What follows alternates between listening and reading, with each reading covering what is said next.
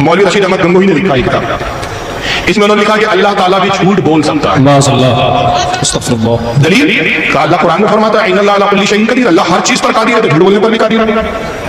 अगर झूठ ना बोले तो फिर कादिर कहाँ हुआ? कादिर यानी कुदरत, ताकत। मौलवी इस्माइल रहीम ने किताब लिखी है रिसाला या करोजी, उसमें कहते हैं कि अल्लाह झूठ बोल सकता ही नहीं बल्कि बोल चुका। अगर ना बोलता तो ताकत और कुव्वत में बंदे से पीछे रह जाता है, बंदा तो दिन रात झूठ बोलता है, अल्लाह ना बोल सके तो अल्लाह बंदे के मुकाबले में कमजोर ठहरा।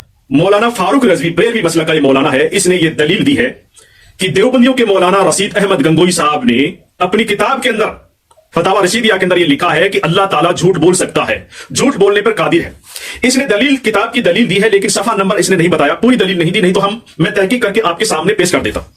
लेकिन इसने सिर्फ किताब दिखाई, आधी दलील दी है।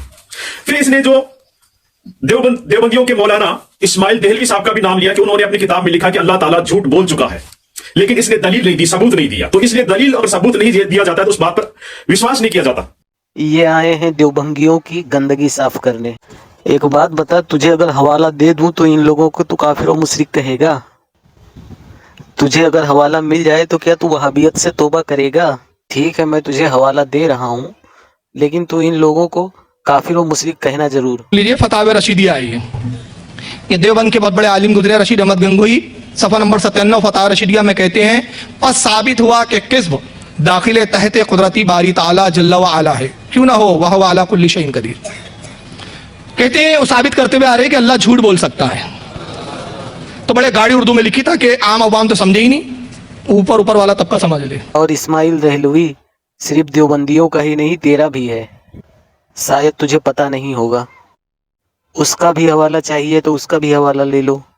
इसमें देहलवी के तारुफ के हवाले से एक हवाला पेश कर देता हूं। ये किताब है फतावा सनाया। मौलवी सनाउल्लाह अमरसरी, जिन्हें सरदार वहाबिया कहा जाता है, ये उनका फतावा सनाया और इसकी जिल्द नंबर 1 के सफ़ा नंबर 382 पे सवाल हुआ कि इस्माइल देहलवी और नजीर हसन देहलवी और नवाब सिद्दीक हसन खान बुखारी हनफी थे, क्या ये हक है? जवाब, ये तीनों साहिब पक्के अहले हदीस थे।